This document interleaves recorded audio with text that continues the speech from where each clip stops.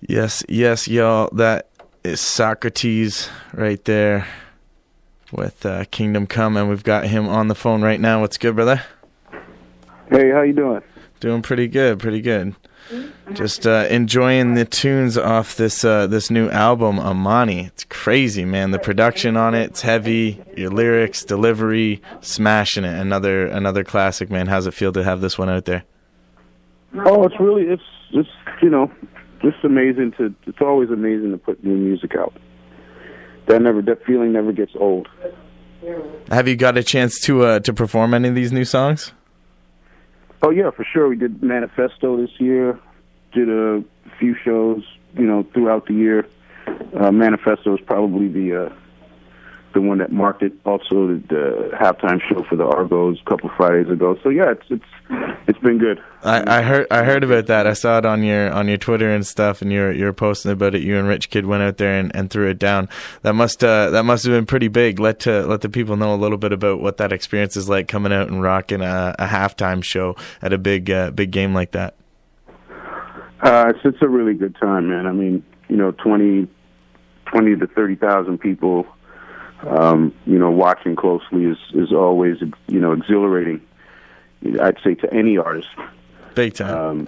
But I've been there before, Rogers Center, Air Canada Center, and was lucky enough to kind of tour the world with Nelly Furtado and, play stadiums all over the place. So it was cool to get back into that environment. And basically just have a good time. I think the only thing that was missing was it wasn't a Grey Cup, so it wasn't televised. But other than that, I'm sure that will come. Oh yeah. We'll head back there. We'll definitely head back. I mean, maybe not this year, but I'm sure I'll get the opportunity to connect with the Argo fans again. Word up. That's cool, man. It will come, like Kingdom Come. That first track there off the album is killer, man. One of the lines in there you were talking about, you're just like, if you can't afford it, go download it. I'd like to hear just a little bit of your thoughts on that in music in general right now. How much like everybody generally just downloads a lot of stuff, and how that affects you as an artist. Being like selling your music, basically. Like, do you find that the industry's kind of ruined a little bit by that whole thing, or has it kind of benefited from it as well? It's a double-edged sword, really. Because every artist out there who wants the world to hear their music, especially new artists coming up, don't mind giving their music away for free these days. Mm-hmm. At least to get the wheels turning. So having access, anybody who's on the web having that kind of access to new music is a good thing. But then, of course, we're talking about these artists got to make money as well, and that's the other side as the pendulum swings. So it's not bad. But it's not necessarily great for the artist. But it kind of presses rewind on the music clock, and go back a few generations where you had to get out on the road to get your money. It wasn't necessarily in sales. You might have been stuck in a bad record deal in the first place because most deals were garbage anyway. So it's, again, a double-edged sword. There's good and bad, and you got to take it all together. So basically, I mean, I do sell my music on iTunes and online, but I know that people who don't necessarily have that access but do have the technology to go and get it for free, they're going to do it anyway. Mm-hmm. So I can't fight that. I prefer to have people at least just listen to it and come see the show, than never, be a part of this experience. Definitely. That's good. You're speaking there about like the garbage record deals that are out there. Yeah. What do you mean by that? Oh, well, I mean, the basic deal is, an artist is, stuck with, less than 10% of the revenue, and that's all after recoupment. It's just business talk. Recouping is, recouping the money that the label has spent on you. Mm-hmm. And the higher that budget gets, the harder it is to recuperate. So, basically, in a regular artist deal, you can go platinum and never recoup the money that was spent on marketing and production and, what you took as an advance. So that's what I'm saying. It's like that to me is a garbage deal. I've been in garbage deals before. I'm in a much better deal now. I prefer to be independent with independent numbers. You get into more of a 50-50 situation, but it does take more work. You got to get up on your feet, get out there, and entertain the masses to see some kind of income. That's I like you have some insight in this. Obviously, you've been through the ropes in Canada and seeing just different labels and stuff like that.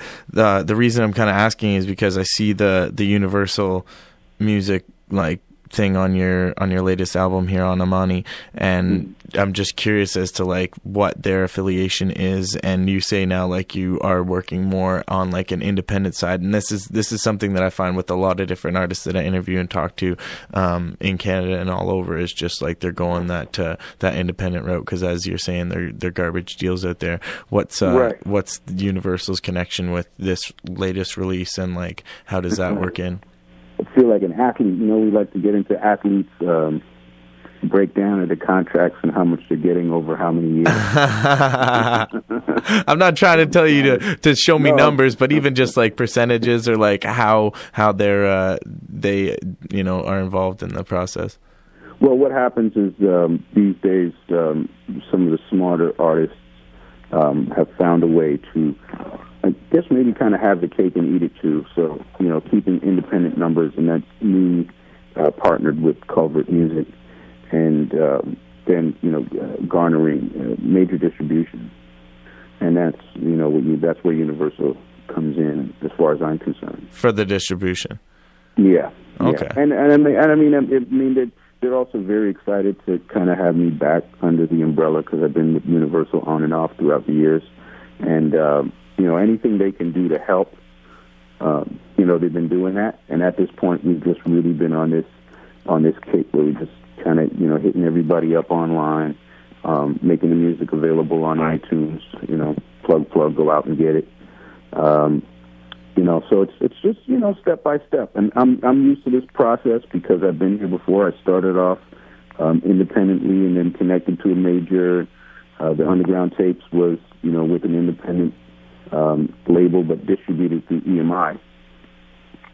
So you're trying to get the best of both worlds. It's a chess game that I don't mind playing. I haven't minded playing, at least up until now.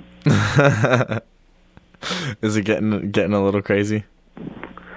No, it's good. I mean, up until now, it's great. It can be a roller coaster ride, as people may have seen in my past with Warner Brothers and Def Jam. But there are peaks and valleys. The valleys would be, there's no possible position on the release schedule, so I had to ask for my space to be let go. I was never dropped, but I just had to ask to be let go, because I've been sitting there kind of stagnant for too long at both Warner Brothers and Def Jam. But then you get the peaks, other than the valleys, where I make not only a great friend but a great business partner with Gilla House and Redman. Meet a whole bunch of artists who major labels signed, and build great working relationships. So you take the good with the bad. As I said, this is living on that double-edged sword. It's as the pendulum swings. Here we go. Word up. Yeah, no, it's really good that Gilla House and Redman have really kind of taken you and brought you into their circle, and put you on a number of records and stuff, and killing it always on all of those. What's it like being, because they're from the States, you're from Canada, the difference that you find just as an artist working in Canada and then working in the States, what are the disadvantages and advantages of being an artist in Canada? Well, being an artist in Canada can be challenging because there is this thing that I call the glass ceiling. Mm-hmm. And it's not for lack of support from the Canadian community. It's just sometimes it's the lack of numbers, the lack of infrastructure and the demographics, and how many people are actually out there to be sold to. So eventually you peak in Canada. You can peak pretty quickly, but still be a very popular artist. But that's why I still encourage myself, and I encourage up-and-coming artists and all the artists that I've worked with over the years is to, stay on that plane. Keep traveling, because you not only get perspective, but you build your potential for numbers. Mm-hmm. So being in the U.S., you can be less popular than I am and, have 100,000 followers on Twitter. In your own city alone. Because the population is so dense. Yeah. Everything is multiplied by, 5 to 10. So me on Twitter now at 10,000 or approaching 10,000, it's like, oh yeah, that's cool. But somebody who is less popular, it's somewhere in Florida, he's got 200,000 followers. So there's power in numbers. So I always push people to travel in that way. You don't get stuck under the glass ceiling that is this Canadian urban music infrastructure. Big time. I hear that a lot. Getting down to the States and even more so over into Europe and stuff is like the music scene there is just a whole other world. And us Canadians up here, we have no idea what it's like traveling Canada. It's, you do all right, hit up big cities here and there and get your little bit of money. But when you really get into the scene over in Europe, like the promoters take care of you it's a lot different. What I find happens is, again, it's just more dense, right? So if you hit the major cities in Canada on tour, you're going to do about, 10, maybe 15 cities, tops. Mm-hmm. You do that in Europe, you have to hit at least 35 cities. Yeah. In a much smaller space, denser population. You do the same thing in the U.S., and you got to hit at least, 20 to 25 cities. It's a larger space in Europe, but they hit the major cities. Those end up being the numbers. So again, the numbers game plays a big part in where you land. So a lot of artists hate on the Canadian support or lack thereof when it comes to our music, and I don't. I just know that there's a smaller handful of people that are getting into this style of thing. The more popular you get, obviously, the more people you can get, but you still have to prove yourself elsewhere, to break this glass ceiling that is the Canadian infrastructure, and to come back and even then to garner more fans who wouldn't necessarily take notice of you unless they see you on Jay Leno or they see you on Jimmy Kimmel, or they catch you online with out in the UK. So that's why you have to do these things, and I find it as a positive, because it gets us up off of our tuchus and out there to actually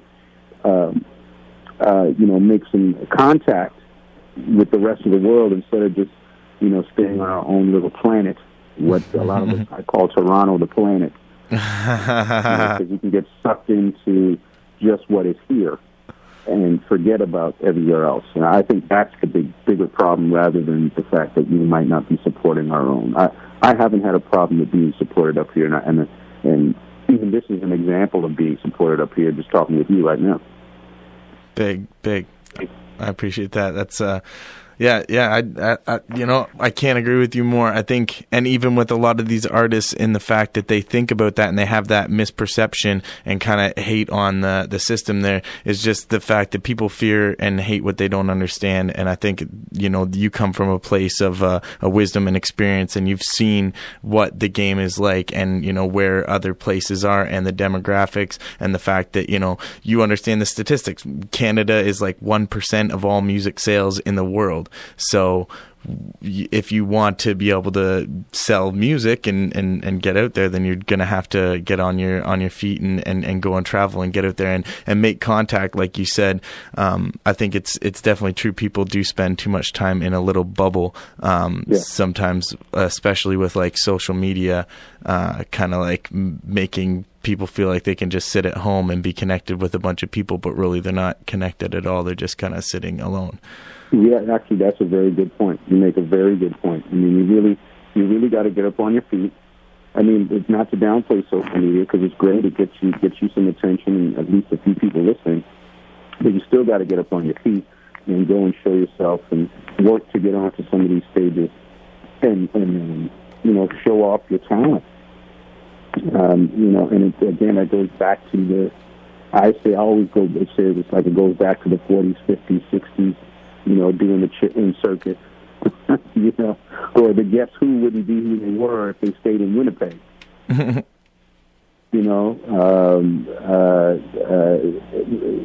Carrey wouldn't be who he was if he stayed in Scarborough. Yeah.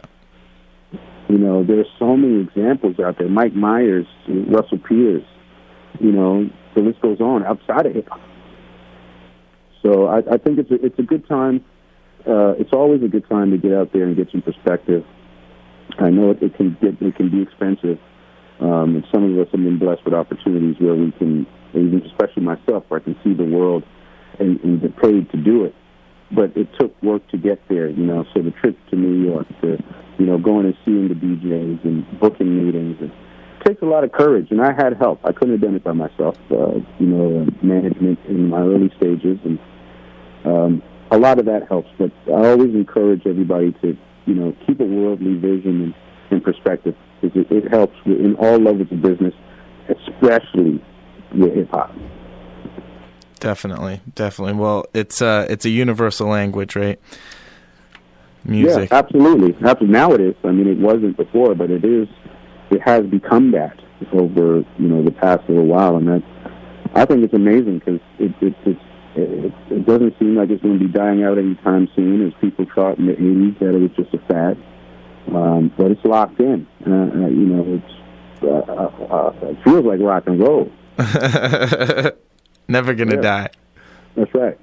No, definitely. It's and there's so many artists bringing the culture back alive. There's so much people breathing fresh air into it and keeping the ball rolling. So yeah, no, I feel 100% the same, that this thing's not going anywhere, and we're gonna stick it out and keep it rocking and rolling.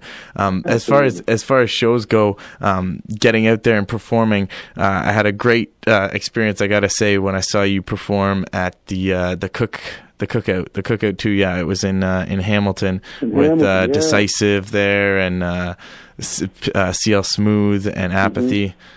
And you, that was mad hype. Good show, man. I never had a chance to see you perform before, and getting a chance to see how you interact with the crowd and the energy that you bring. I think that's something a lot of artists, like I've seen major artists, you know what I mean, get up on stage and kind of do like a lackluster, like kind of just swaying back and forth, a little bit too drunk or something, you know what I mean, and they're not really putting it all. But when I seen you up there, I was like, there's somebody who really takes his craft seriously.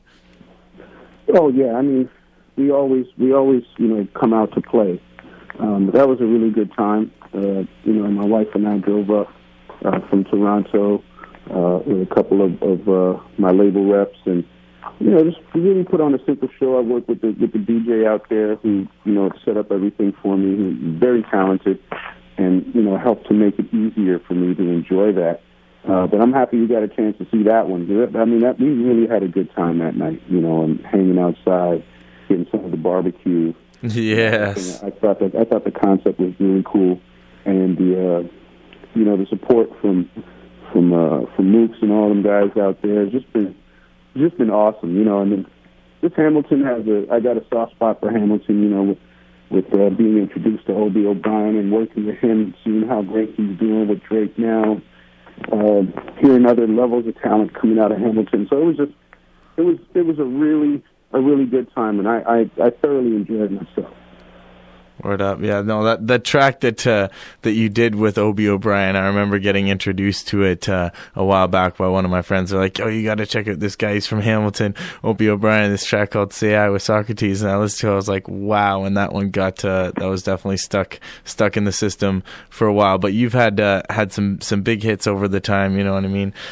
Father Time, Money and Fame, and like just a bunch of Money and Love, and a bunch of great tracks. What's it like being in the position that you are, having this history of, creating a lot of classics for people? Where's the next step after this Amani album that you've just released? You know what? This run here seems like it's just getting back to fun. Yes. Taking advantage. If I am taking advantage of any kind of position that I may have garnered or fought for, is the fact that I'm kind of allowed to be free with my music and have fun. But there's the other side. Again, there's always a double-edged sword. Is fans who are in love with the songs you just mentioned, which I put out in the 90s, Father Time, On Your Love, Hate Wins Heat, coming up towards the end of that, once I signed to Def Jam, they want to hear that. I find people who are Saukrates fans really love that aspect of my brand. Mm-hmm. So, it's like a nudge from a friend. Hey, Sok, when are you going to get back to that underground tape stuff? You know what I mean? So it's always that, and I'm like, well, I'm excited about that, and for me, it's an interesting journey because I also put out an album with a group that I led called Big Black Lincoln. Yeah. And we sang for that whole record. We only rapped on one song out of 19 songs, and that we got nominated for a Juno. We toured a little bit. And people have their favorite songs off of that album, and it has nothing to do with rap. More about soul and funk, and just me being capable of all of that. Sometimes it can be a challenge in choosing, what direction I want to go in. And I think this Amani EP, kind of set me back on a path where people can get kind of a taste of both worlds. They get the melodic approach of Saukrates, but they're getting spitting. They're getting bars. Yeah. I had to get back behind the bars, throw myself back in jail and work myself out, write myself out of the concrete cage. And that's what I'm enjoying now. And I'm actually enjoying that on the horizon as well because, I'm adding more music to this campaign, which is the Season 2 campaign. Season 1 was released in 2012. Season 2 is coming now. And to start that off with the Amani EP, and then we dropped a single a few weeks ago called Practice on the B side of the song called Elixir. I don't know if you guys got that one yet. Do you have it? No. Oh, you need it. I do. Oh, you need it. I'll make sure we have it sent to you, man, before the night is over. But that's a new single that you definitely need, and just to build off the back of those 6 songs. Is more coming as the Season 2 campaign. So eventually I'd like to have, the 3 or 4 packages all come together as one, as an LP, where people can get, all the songs that were part of this campaign as one, and come and see the show when I tour the record. Awesome. Well, looking forward to it, man. The feature even that you did on Maestro's last project, the Stranger track, that was one of my favorite tracks on that album. And you just you continue to amaze me with your talents, man. I'm looking forward to hearing the new stuff. Definitely get your publicist people to send me over that, and we'll keep it playing on the airwaves, man. Nice. That sounds good. That's what's up. Much respect, man. You gave me a lot of knowledge there. I like that. I like kind of using these interviews as a way. I'm an artist myself, so I use it as a way to kind of pick the brains of people in the game and get a little bit of knowledge. And I think that was accomplished tonight. And a lot of the listeners that listen into are artists as well. So I'm sure they've got a little bit of tidbits of wisdom from you. Yeah, well, I'm glad to be of service, man. That's what it is, man. The game is to be sold, not to be told. So it's a trading situation here.